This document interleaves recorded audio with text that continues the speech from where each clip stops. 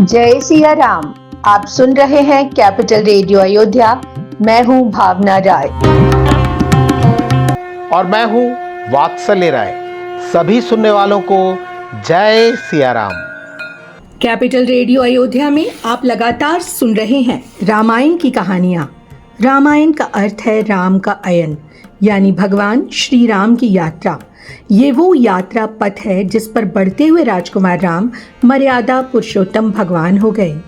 पिछले एपिसोड में हमने सुनाया कि कैसे रावण मंदोदरी और अपने पुत्र प्रहस्त की सीख को अनसुना कर देता है और माँ सीता को भगवान राम को लौटाने से मना कर देता है। और अब आगे की कथा।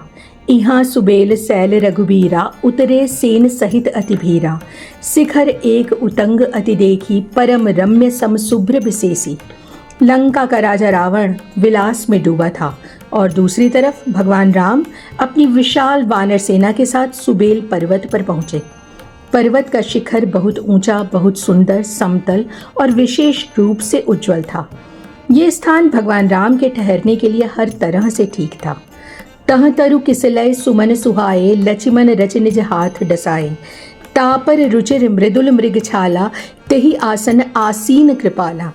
शेषनाग के अवतार लक्ष्मण जी ने अपने हाथों से वृक्षों के कोमल पत्ते और सुंदर फूल सजाकर बिछा दिए।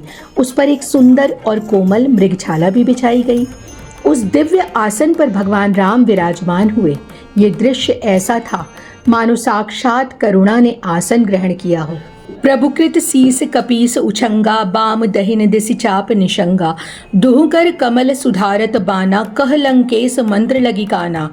युद्ध की घड़ी निकट थी, लेकिन भगवान राम पूरी तरह शांत थे। उस दिव्य आसन पर भगवान राम वानरराज सुग्रीव की गोद में सिर रखे हुए थे। उनकी बाईं ओर धनुष और दाहिनी ओर तरकस रखा था। वो अपने दोनों हाथों से बाणों को सुधार रहे थे, जैसे वो आने वाले धर्म युद्ध के लिए तैयार हो रहे हों। विभीषण जी उनके करीब थे और युद्ध को लेकर गंभीरता से सलाह दे रहे थे। बड़ भागी अंगद हनुमाना, चरण कमल चापत विधिनाना, प्रभु पाचे लक्ष्मण बीरासन, कट निशंग कर बान सरासन।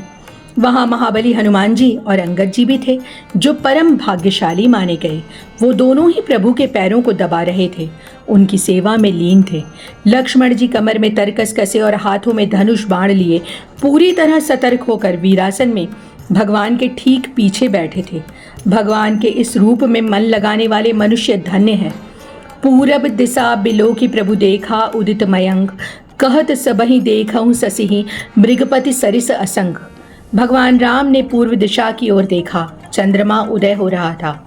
आकाश में पूर्ण चंद्र, ये बहुत अद्भुत दृश्य था।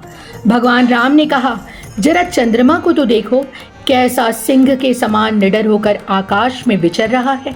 पूरब दिस गिर गुहा निवासी, परम प्रताप तेज बल राशि, मत्त नाग तम कुंभ बिदारी, शशि केसरी गगन बनचारी। भगवान राम ने कहा, ये चंद्रमा रूपी सिंह पूर्व दिशा रूपी पर्वत की गुफा में रहने वाला है। ये अत्यंत प्रतापी, तेजस्वी और बलशाली है।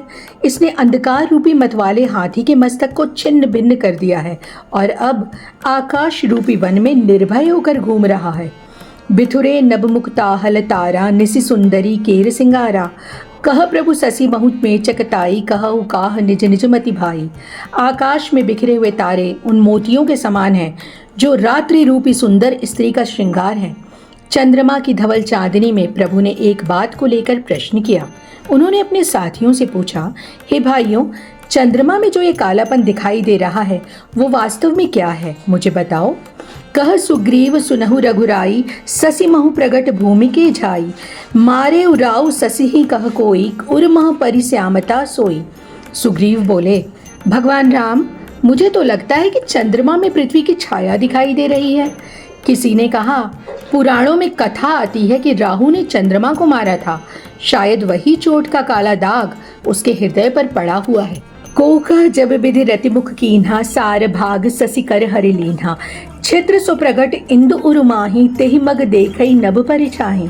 कोई ज्ञानी वानर बोला, जब ब्रह्मा जी ने कामदेव की पत्नी रति का मुख बनाया तब उन्होंने चंद्रमा की सुंदरता को निकाल लिया, जिससे रति का मुख तो परम सुंदर बन गया, परंतु चंद्रमा के हृदय में छेद हो गया।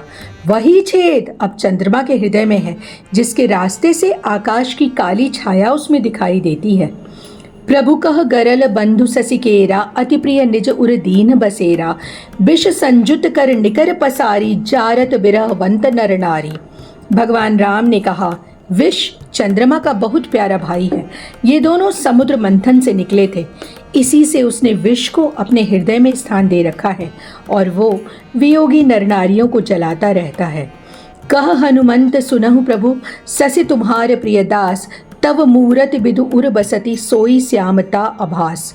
अब हनुमान जी बोले, हे प्रभु सुनिए, मुझे लगता है कि चंद्रमा आपका प्रिय दास है। आपकी सुंदर सांवली मूरत चंद्रमा के हृदय में बसती है और वही झलक दिख रही है। युद्ध शुरू होने से ठीक पहले यह आध्यात्मिक चर्चा भक्तों को शक्ति प्रदान करने वाली थी। इस एपिसोड में इतना ही। अगले अंक में हम आपको सुनाएंगे आगे की कथा। कार्यक्रम को पसंद करने और शेयर करने के लिए हम आप सभी सुनने वालों के बहुत आभारी हैं।